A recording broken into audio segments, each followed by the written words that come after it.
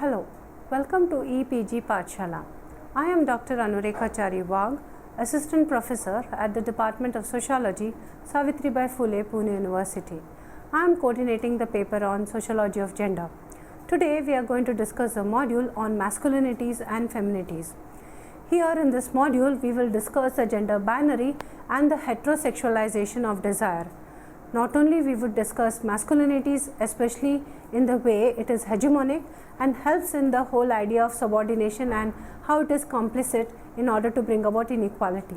Further, while trying to understand feminities, we will understand female masculinities and trans masculinities. Further, in this module we will also explain about how in India this idea about masculinities and feminities is explored in the context of gender, sex and patriarchy.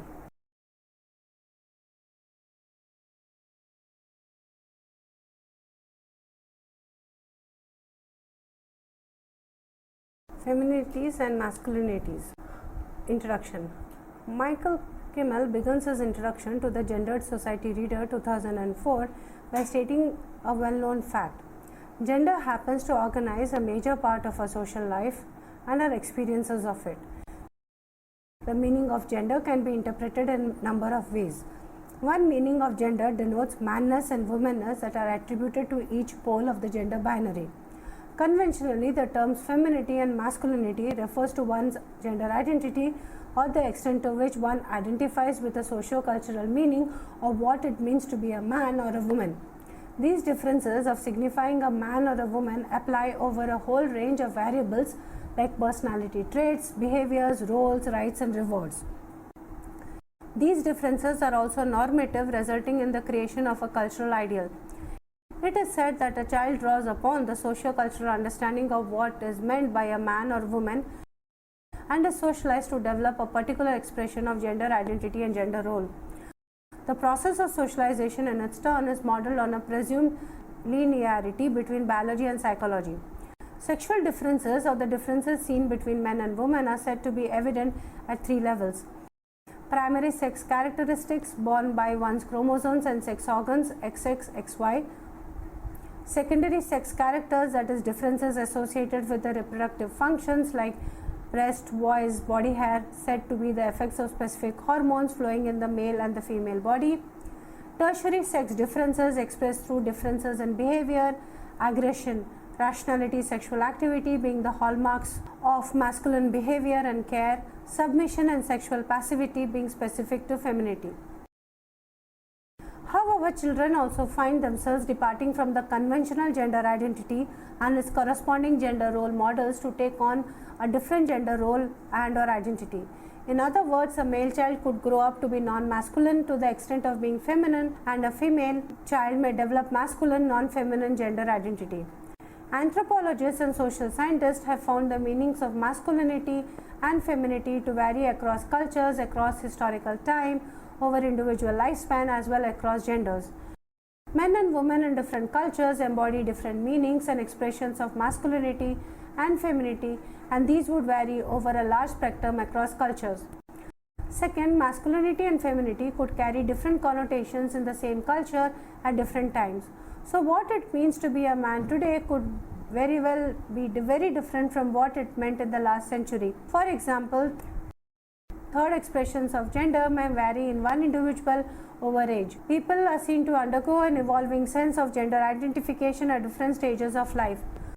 Fourth, men and women of the same culture have different perceptions of masculinity and femininity within their gender groups and live varied gender experiences. So within India, there are differences in the perception of masculinity between heterosexual and homosexual men, or differences in the experience of femininity between different ethnic groups. Femininity and masculinity are not universal essences constant over time and space. Rather, gender is an ever-changing fluid assemblage of meanings and behaviors. Connell states in his book Masculinities, the term masculine and feminine point beyond categorical sex difference to the ways men differ among themselves and women differ among themselves in the matters of gender. So one needs to rethink masculinity and femininity as plural. They mean different things at different points of time and in different situations. The above discussion also demonstrates that Femininity and masculinity are not innate but a result of social inputs, cultural expectations, and psychic aspirations. To the extent that gender is a social construct, there is also the possibility that a male person sees himself as feminine and a female bodied person sees herself as masculine. Such persons are known as transgender or transsexual people. Today, feminities and masculinities are terms that are spoken of in plural, variously theorized, contested, and redefined by academics and activists alike. Central to these deliberations are attempts to unmoor them from conventional understandings of biological innateness and locate their meanings and significations historically, culturally, ideologically, and discursively. Gender itself has been interpreted through the feminist theory and politics in a number of ways. The introduction of the term gender into feminism was with the purpose of establishing the fact that women are not born as subordinate subjects but are socialized to be docile and subservient. This has also brought into analysis the workings of a societal structure based on the domination and oppression of one sex by the other. Thus, gender served as a category of analysis to critique a system where differences between men and women came to be understood not as natural, rather as socially constructed. These differences were further organized socially, politically, and epistemologically as homogeneous, exclusive, and hierarchical in a system that favors men by privileging the male worldview and masculine principles. To understand and resist the workings of patriarchal oppression, unpacking the categories of femininity and masculinity proved to be useful. However, normative definitions offer certain standards for these terms. Masculinity is what men ought to be, and femininity is what men ought to be. Biological, psychological, as well as sociological theories narrow the scope of understanding how notions of masculinities and feminities are not natural, neutral dispositions but are processes of becoming that spill over outside the body and psyche to create circles of power, submission, and dominance. That masculinities and feminities will have to be imagined and examined outside bodies and psyches is reiterated by Connell. Masculinity is not a fixed entity and embedded in the body or personality traits of individuals. Masculinities are rather configurations of practice that are accomplished in social action and therefore can differ according to the gender relations in a particular setting. This module will map the contours of the categories of feminities and masculinities and how they are constructed. It will also explore the roles played by the feminities and the masculinities in the production of sex and gender. We will look at how heterosexuality contributes to their production. The module will also discuss how feminities and masculinities are consolidated to take up different forms and what fractures them. Section 1. Gender binary and the heterosexualization of desire. Feminism has over the decades challenged the belief that sex and gender are biologically given and anatomy is destiny. It has demonstrated that gender is constructed and that there are more sexes than male and female. The sex-gender distinction has served as a basic framework for a great deal of feminist theory as well as feminist politics. Before the emergence of the second wave of the feminist movement in the late 1960s, sex was a word seen strongly associated with biologism.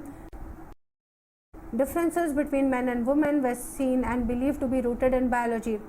Gender was believed to flow from sex and remain tied to it by relations of one-directional causality. The sex as a concept suggested the natural, by implication biological, immutable ground for gender differences and hence the near impossibility of a radical change at this level. Women's social position as inferior subjects was said to be and inevitably flowing from their biology, their reproductive physiology to be precise, which restricted them to certain activities. Moreover, their sex-specific body characteristics, their organs and chromosomes and hormones were said to bear ample proof of their vulnerabilities.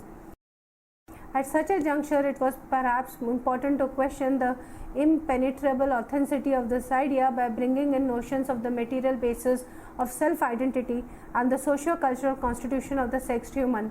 Feminists rightly identified such a principle as androcentric and constitutive of sexism and patriarchy.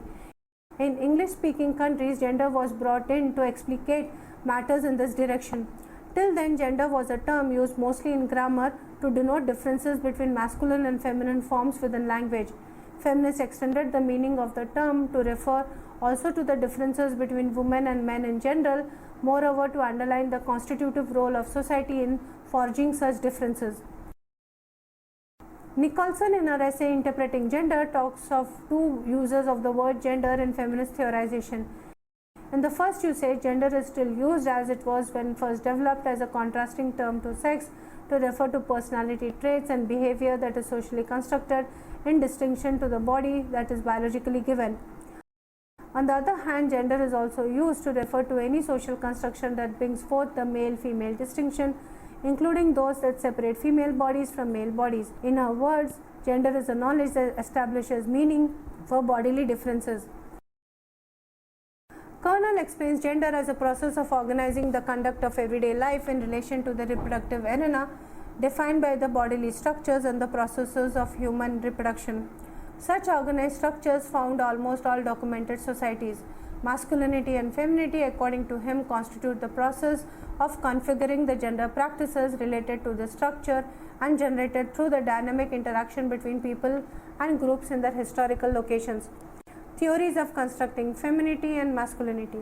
Feminities and masculinities have always been understood in relation to each other, sometimes in a stark oppositional binary relation, sometimes through their charged negotiation, and sometimes as a continuum of gender practices. The human species is said to have two genders, man and woman, and a third gender, trans, was said to travel between the two. Most of the argument about the differences between men and women begin with biology. They are said to be separated by different biochemistries, physiologies, and psyches. They are said to have different ways of knowing, working, and even loving. The characteristics are assumed to be oppositional and hierarchical. These two sexes of human species with exclusive, well-defined nature-ordained characteristics are said to be perfect for evolution, such that they can never meet except in heterosexual love. Both scientific and lay literatures claim that the two sexes are born with biological natural attributes that provide the substratum for the subsequent process of socialization into two different gender social roles. The male sex is understood as naturally endowed with the XY chromosome, the testosterone hormone, and the sex differentiated brain hemispheres to be physically strong, intellectually ambitious, and sexually charged, the hallmarks of a masculine gender role. The female quite complementarily, and one can say complementarily as well, develops physically beautiful, intellectually intuitive, and sexually desirable, seductive, the social markers of femininity. Both assume linearity of bodies, sex, beings, gender, and desire, sexuality, and the heteropolarity of the two groups of people are considered inevitable, culminating in a mutual attraction between them in accordance to the laws of nature and essential for the propagation of the human species. Biological models of sex difference occupy the nature side of the age-old question about whether it is a nature or nurture that determines our personalities. It is accepted that the meanings of masculinity and femininity varies across cultures over historical time, among men and women within any one culture, and over a single life course. And yet, accommodating such differences, the cultural and social meanings that accrue to the body one is born with, the experiences and institutional structures that are defined as appropriate for those males and females, and the chain of relational signification between those males and females is held to be constant and treated as unproblematic. Foucault, Laqueur, and Davidson work shows that the binary of male and female as opposites in the biological sex model that has come to rule our sciences and our common sense is not as natural or pre-given as they are made out to be, but a product of a certain time and a certain structure of knowledge of that time. Before the 18th century, women were considered different from men in terms of being an incomplete or inferior version of the more superior species, man, more a quantitative difference. But in and after 19th century, men and women were defined as qualitatively different beings with an exclusive characteristics, an ideology that had its germs in a capitalist industrialist growth in Europe and its emphasis on the public-private division of spheres. The social learning theory. To answer the question, how does one become a man or a woman, the gender roles socialization theory argues that biology plays a role in determining the sex of an individual. Through the chromosomes and the hormones, the nurture or the environment has a major role in influencing the gender identity and the social role taken up in life. The argument is that even if one is born with a certain sex, what gender role one takes up later in life will depend on the environmental cues that are provided during the upbringing. The sex role theory, made popular by Talcott Parsons in the mid-20th century, rejected biological arguments for sex differentiation and located the differentiation of the sex roles in the conjugal family. A strict public-private divide, more or less tenable sexual division of labor, and a regimen of parental stereotypes ensures that almost diametrically opposite gender training received by the boy and the girl in the child. To explain the social patterning of gender roles and the reproduction across generations, Parsons further took recourse to psychoanalysis. In effect, sex role becomes a part of the very constitution of the person through the emotional dynamics of development in the nuclear family. Notion provided Parsons then, as it provides role theory still, with a powerful solution to the problem of how to link a person with society. This theory served to institutionalize masculinity and femininity as a product of different but complementary gender roles, without any way pointing to the overlaps, tensions, and the power processes inherent within gender relations. Such arguments prevented questions on the woman's oppression or subordination from being asked in a sociological framework. The question was no longer to explain it but to understand it. The rigid adherence to the inculcation of masculine and feminine traits in the child, combined with the scientific weight of an evolutionary truth about the heterosexual imperative, leaves no space for any alternative or the unconventional forms of behavior or desire without attracting the label of pathological. Moreover, the gender role theory creates a set of standardized and deviant behavior but do not indicate the lived experience of the gendered individuals in reality.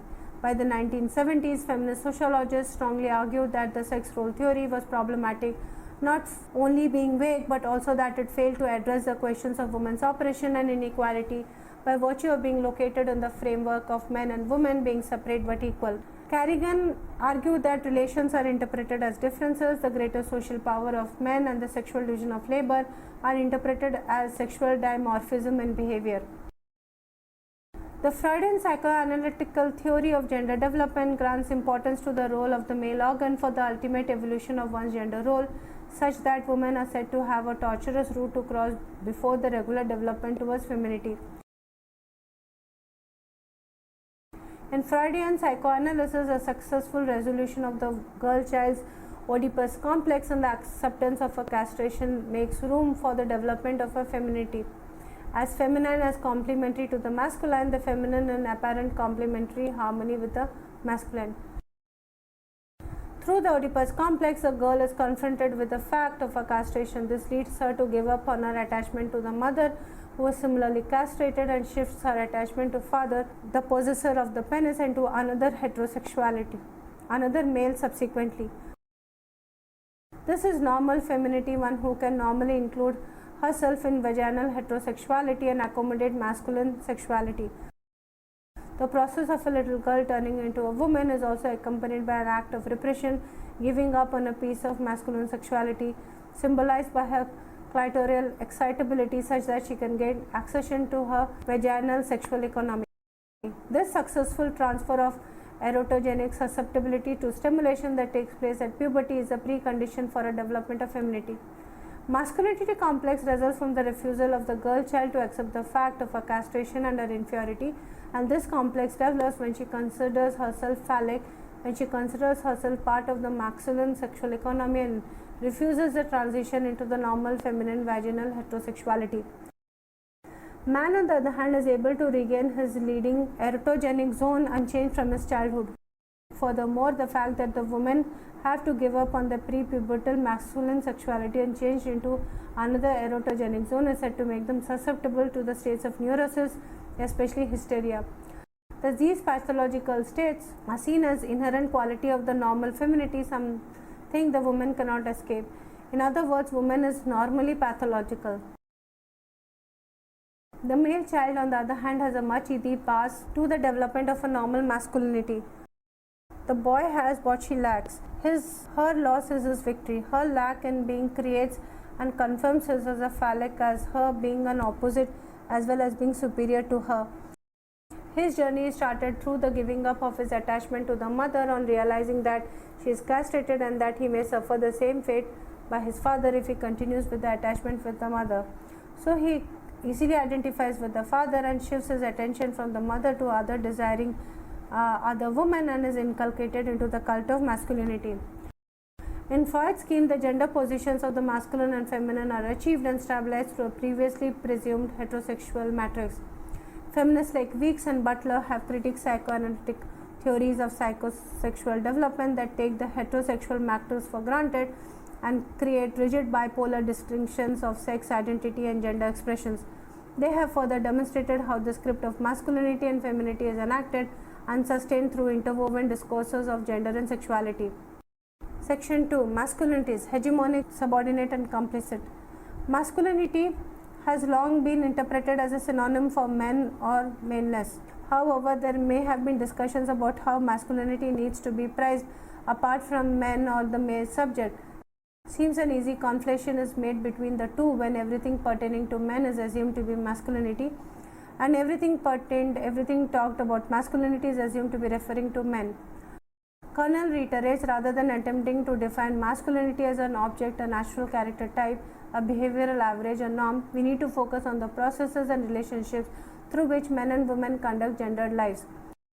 Talking about masculinity invariably involves talking about the hierarchical power relation between men and women that is premised on a relation of domination and oppression, working within the feminist insight that the gender is a system of power and not just a set of stereotypes or observable differences between women and men. Masculinity studies emerged as an area of study of unequal power relations and their internalization and reiteration. On the one hand, the 70s saw the development of a wide spectrum of literature on the sociology of gender. Academic research on the woman's status and role in the family focused increasingly on the role of men as well.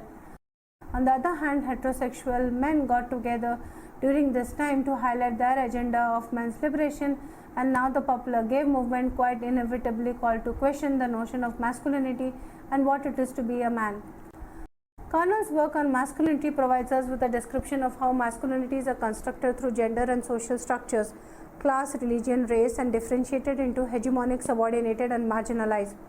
Kernel's argument by suggesting that masculinity seemed to have three components: a social location that individuals, irrespective of gender, occupy through their individual practices, a set of identifiable practices and characteristics, and individuals embodying these practices and performing masculinity have widespread social and cultural effects.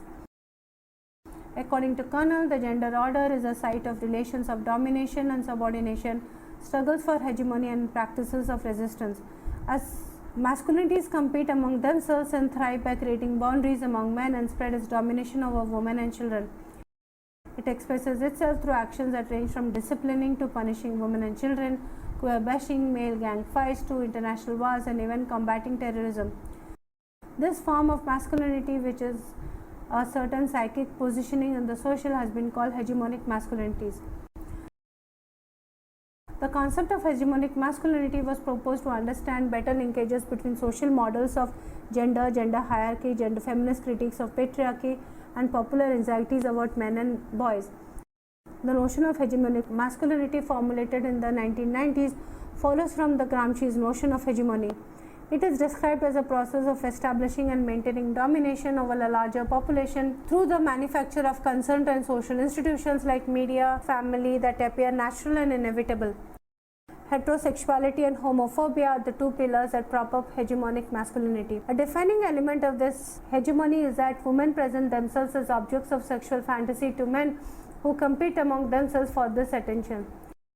This focus on heterosexuality excludes any sexual interest in men and creates necessarily a pattern of hostility towards homosexuality. In fact, the heterosexual masculine hegemony is believed to have fed by structures of hatred and aversion towards gayness and effeminacy.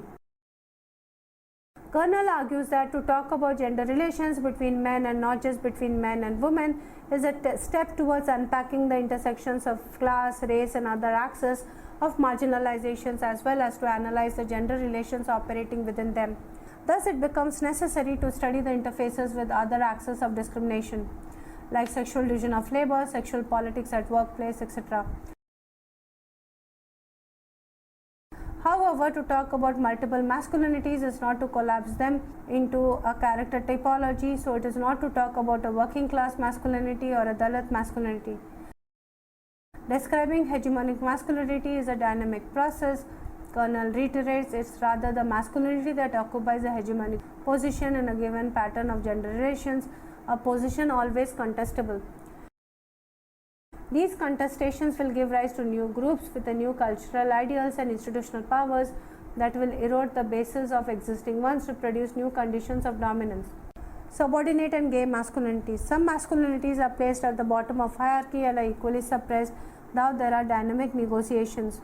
The study of relations between heterosexual and homosexual men in order to grasp the political hegemony of masculinity. Kernel finds the experiences and practices of homosexual men important to understand the possibilities of change.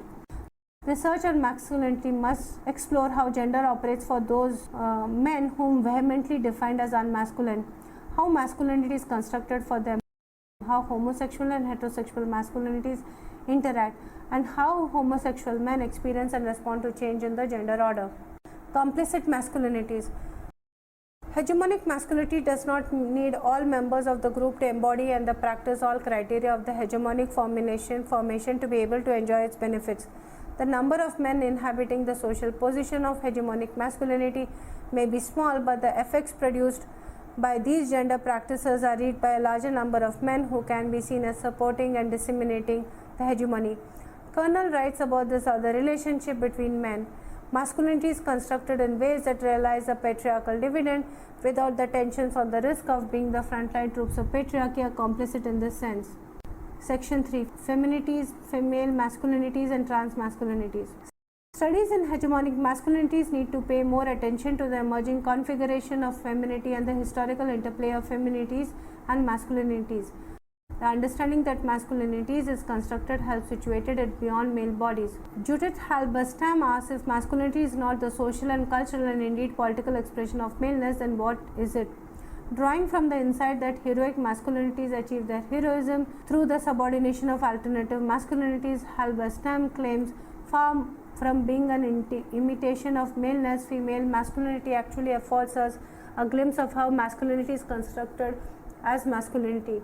Judith Halberstam module, female masculinity, opens ways to talk about gay masculinity, subordinate masculinity, etc.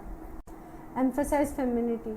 Emphasize femininity is discussed in relation to its role in maintaining gender hierarchy and compliance to patriarchy.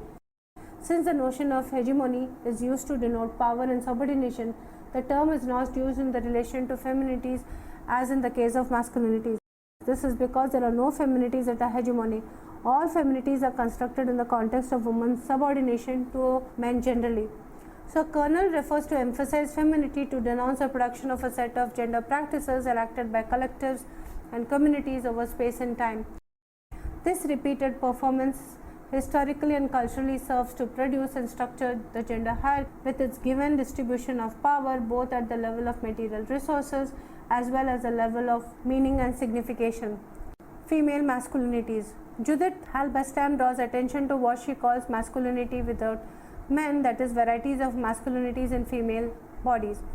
Halberstam cites the example of tomboyism as that extended childhood period of female masculinity, where female gender deviance is seen as desiring more freedom and mobility akin to boys.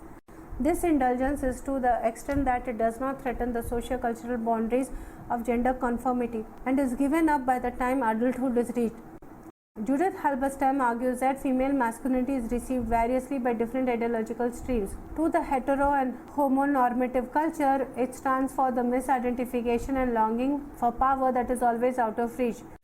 To the lesbian community, it stands for appropriated patriarchal values that reproduce male supremacy and misogyny among the femaleness. To others, it symbolizes social rebellion and challenging the norms of conventional femininity. Judith, on the other hand, wishes to chart out a cartography of female masculinity that stands away from a mere subverting or opposing of masculine power, rather produces a certain indifference to it through non-engagement. Trans masculinities. Some female bodies person's self-identity does not conform to the assigned gender at birth. They go against convention to take up masculine gender role and desire a change in the sex as well to suit their masculine gender role. They are known as trans men and seek social, medical and legal transition to live as men. Scholars and activists have studied the lives of trans men to critically evaluate men and masculinity. Experience of trans masculinity show up the tensions between cis men or male-bodied masculine persons and trans men or female to male transition masculine person. Trans masculine experiences in a way provide us with a complex view of how gender identity is enmeshed with other social structures in a body that is not born with a male privilege but acquires it at a certain point in life. Section 4. Feminities and Masculinities in India. Masculinity in India is marked by its own unique discourse. A number of tropes have served to anchor these discussions, primary among them being the association of coloniality with effeminacy, celibacy with potent masculinity, and the strengthening of high Brahmanical Hinduism with the unfolding of modern masculinity. Sinha has written on the historico-geographical context of colonialism and colonial modernity, where the notion of emasculated native men in respect to the more masculine scientific Englishmen is said to have shaped much of the discourse between colonizers and colonized. Chaudhary talks about how the figure of Vivekananda became the mascot of masculinity through his motto of renouncement and celibacy. Disciplining the body and cultivating the soul were seen as a gate pass to a higher plane of spirituality, as against the colonizer's obsession with the body and penchant for physical strength and domination. This became the path to reclaiming lost manhood. While Gandhi also prescribed to the norm of celibacy, he took it further by suggesting a transcendence of the man-woman dichotomy to reach the ideal of androgyny. His idea of becoming an authentic man was by aspiring to become both sexes, integrating the humanizing principle of femininity. Chakravarti discusses how the televised serial on the life of Chanakya, known for his shrewd political acumen and professed sexual celibacy, came to define aggressive Hindu masculinity in the post-80s. The careful containment of sexual potency embodied in the figure of Chanakya marked the distinctiveness of Hindu masculinity as opposed to other men and served to strengthen right-wing Hindu fascism in the backdrop of a political social crisis aided by regionalism, casteism and middle-class insecurities during that period. The potent man syndrome comes to be used recurrently to portray the man who preserves his sexual energy in order to use the reinvigorated strength in the service of building the nation whenever the call comes. Srivastava, however, wishes to trace a separate trajectory of heterosexual masculinity that does not necessarily follow the subtext of semen loss anxiety and its link with spiritual potency, though essential to sire a strong and virile nation. Drawing a link between post-colonial modernity and cultures of masculinity in a heterosexual framework, his work stresses the need to explore the emerging culture of sexuality in India as a complex site for the overlapping narratives of modern subjectivity that encompasses the metropolitan-provincial divide, the divide of the culture of urban spaces, the anxieties of masculine immigrant life in the metropolis, the relationship between official and unofficial knowledge systems, the rise of commodity cultures, and the creation of subterranean civil society. Contemporary articulations of masculinity in India can be mapped in two distinct directions, one that is steeped in Hindu nationalist ideology and the other that subscribes to more globalized, dispersed yet hegemonic formations.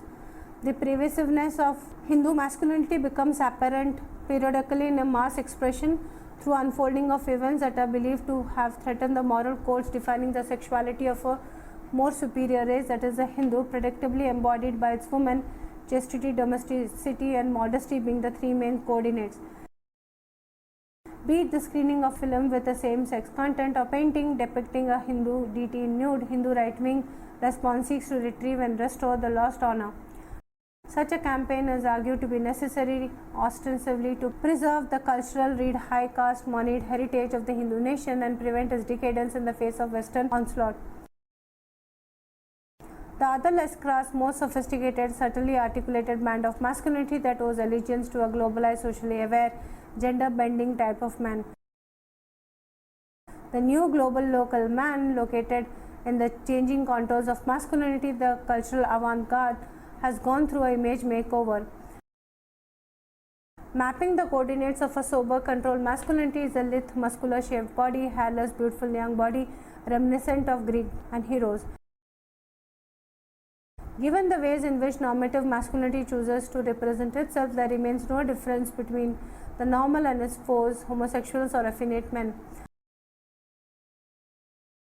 A new cultural politics that invests in the rediscovery of body, thus far imprisoned by respectability, explores the naval markers of masculinity such as androgyny or the metrosexual men. These new and market-friendly expressions of self, however, do not seek to question the basic economy of a heterosexual masculinity. Fashion statements that capitalize on the newfound culture of blurring gender distinctions, however, shy away from any radical questioning of gender and sexual norms. Meanwhile, masculinity gets reorganized in our everyday lives, in our public spheres, in our public realms, in our political imagination, as well as our ethical beings.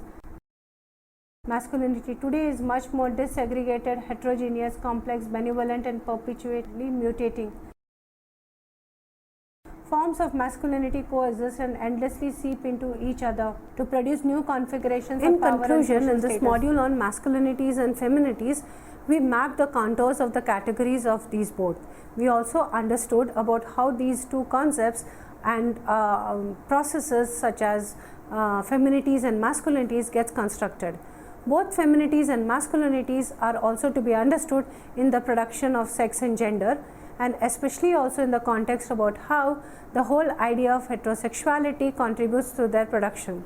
And further, we also through the discussion help to understand how it got consolidated in different forms and where the fractures also take place.